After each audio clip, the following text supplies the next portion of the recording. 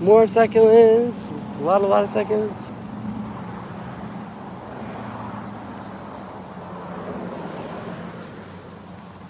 Don't forget the large bushes and trees. Let's see what trees we have back here still.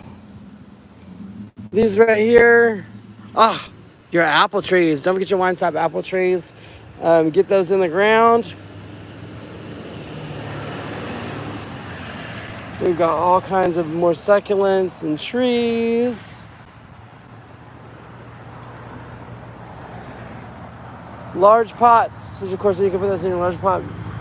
Banana plants, bushes and shrubs.